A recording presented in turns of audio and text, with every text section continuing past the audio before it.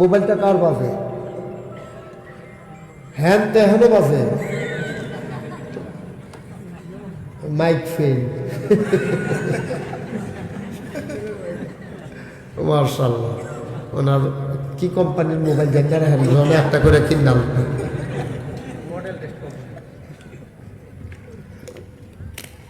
আচ্ছা, তো সাহাবাই কেরাম নবীজিকে যখন বললেন একটু বসতে হবে বাবা, এই সেই দাঁড়াই যাওয়া যাবে না, বসান, এই মোবাইল নিয়ে বসা, তাড়াতাড়ি করে বসান, অনেক জায়গা আছে তো, ছেলে অনেক জায়গা, আপনি এভাবে বসে থাকতে পারবেন? বুঝছে যে না, থাকুন যেত না। এদিক দিয়ে একজন থাকেন, কেউ এসে দাঁড়াইলেই তারে বসাই দিয়ে, সময় তো কম, যেহেতু আমার পরে আরেকজন বক্তা আছে, ওনাকে আমরা সময় দিতে হবে, কোনোভাবেই ওনাকে আমরা মাহফিলের এই নিয়ামত থেকে বঞ্চিত করতে চাই না। সবাই বসে পড়ুন, আইসেই বসে যাই, গুরুত্বপূর্ণ কথা আছে।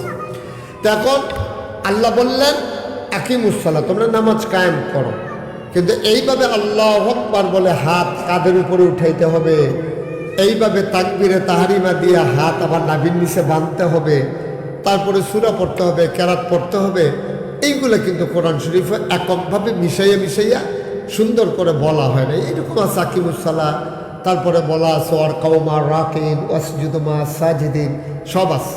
এখন সাহাবায়ে কেরাম দৌড়ে নবীজির কাছে গেছে, ইয়া রাসূলুল্লাহ, নামাজ বলে কি জিনিস, সেটা বলে আদায় করা লাগবে, কেমনে আদায় করা লাগে? নবী বললেন সোজা হয়ে দাঁড়াও, আমার দিকে তাকাও। আল্লাহর নবী মানুষগুলাকে দাঁড় করিয়ে দিলেন, সাহাবায়ে কেরামকে দাঁড় করিয়ে দিলেন।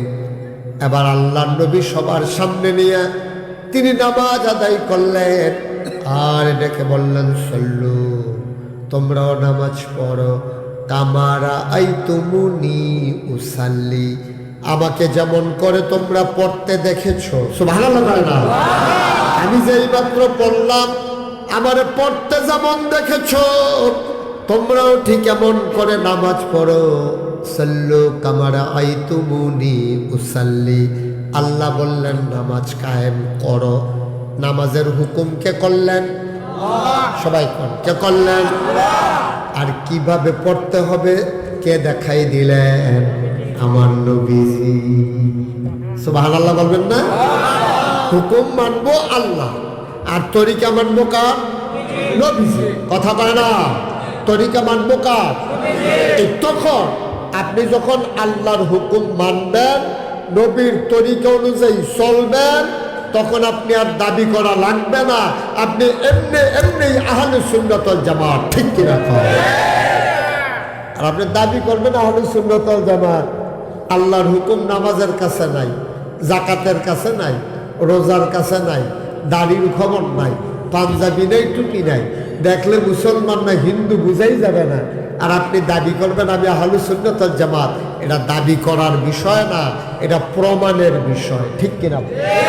এটা প্রমাণ দিতে হবে, কাজে কর্মে চিন্তা ভাবনা সব দিক দিয়ে আপনি প্রমাণ দিয়ে দেবেন আমি আহলে সুন্নাত ওয়াল জামাত। সুবহানাল্লাহ বলবেন না?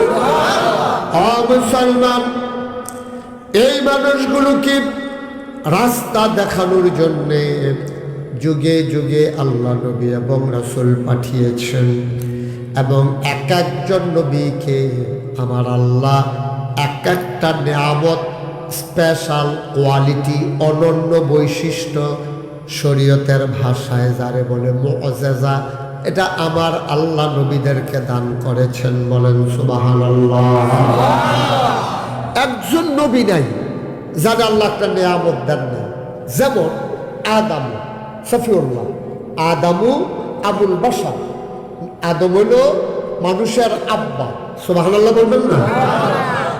এরপরে কয় নূহ আদমের সানি, ইব্রাহিম খলিলুল্লাহ, ইসমাইল জবিউল্লাহ, মূসা কালিমুল্লাহ, ঈসা রূহুল্লাহ।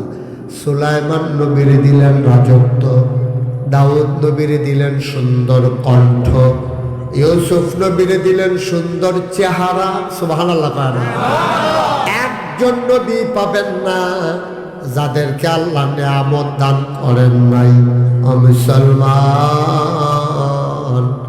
ওই ইব্রাহিম নবীর ব্যাপারে বলে দিলেন, তিনি খলিলুল্লাহ, আর ইব্রাহিম হইল মুসলমানের জাতির পিতা। ঠিক কিনা? মানুষের আব্বা হইল 60 জন। কথা কেন সবাই, মোবাইলটা নামাইয়া পকেটে ঢুকাইতে বলছি। কত বুদ্ধি যে করে ফলাফাই, আহা, বন্ধ করে পকেটে ঢুকাই রাখেন। তো আমাদের আব্বা হলো 60 জন। সবাই একটু খেয়াল, হুজুর একটু ঘুরে বসেন, আপনি তো উক্কি দিয়ে কত পরে ঘাটে ব্যথা করবে আপনার। আমাদের মুসলমানের আব্বা কয়জন? কথা কোন জুড়ে, আরো জুড়ে কোন? মুসলমানের আব্বা কয়জন? আপনিও কন, ওই যে বাসার লোকে। হ্যাঁ, কয়জন? কথা বুঝেন না আমার? মুসলমানের আব্বা হইল 60 জন। একজন হইল আদম, উনি হইলেন জাতি আদি পিতা, উনি হইল আমাদের প্রথম আব্বা। এই লাজারটা বন্ধ করো, এই যে বাচ্চা ছেলে। 1 নম্বরে আদম হইল আমাদের আদি পিতা, 2 নম্বরে জাতির পিতা ইব্রাহিম, সুবহানাল্লাহ বলবেন না?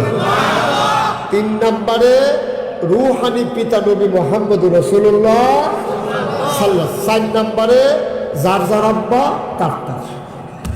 মহসিন ভাইয়েরটা মহসিন ভাইয়ের, আমারটা আমার, হুজুরেরটা হুজুরের। এটা একজনের আব্বার লোক আরেকজনের আব্বার লোক, 3টা মিল আছে। তাইলে আমাদের আদি পিতা কে? আর এই লোকগুলা কথা কয় না, এতবার কইলে ভাই বোঝা লাগে। আর আমাদের আদি পিতার নাম কি? আদম। জাতির পিতা সবাইয়ের সাথে একমত নাকি কোনো দ্বিমত আছে? এই বাংলাদেশে 17 বছর ধরে কত মানুষকে জাতির পিতা হিসেবে মুখস্থ করানোর লেগে কত কায়দা করছে, ফলাফল ঢুকিলেন আবার ইয়া। কারণ এই পৃথিবীর 800 কোটি মানুষ, 200 কোটি মুসলমান। আমরা পৃথিবীর 200 কোটি মুসলমান ইব্রাহিম ছাড়া আর কাউকে জাতির পিতা মানি না। ঠিক, আমাদের জাতির পিতার নাম ইব্রাহিম, ঠিক কিনা বলেন? আর রূহানি পিতা নবী মুহাম্মদুর রাসূলুল্লাহ। আর যার যার আব্বা তার তার, যারা জন্ম দিছে। এইভাবে আমাদের আব্বা 4 জন। এখন প্রশ্ন হলো, সব নবীর সব নেয়ামত দিল, কি দিল? আদম সফিউল্লাহ, নূহ আদমে সানি, ইব্রাহিম খলিলুল্লাহ, ইসমাইল জবিউল্লাহ, মূসা কালিমুল্লাহ, ঈসা রূহুল্লাহ। সুলাইমান নবীরে দিলেন গোটা পৃথিবীর রাজত্ব, দাউদ নবীরে দিলেন সুন্দর কণ্ঠ, ইউসুফ নবীরে দিলেন সুন্দর চেহারা। এখন প্রশ্ন জাগে না যে আমাদের নবী হলো সবচেয়ে সেরা নবী, আমার নবীরে কি দিল জানতে মন চায় নাকি চায় না? আমিও একদিন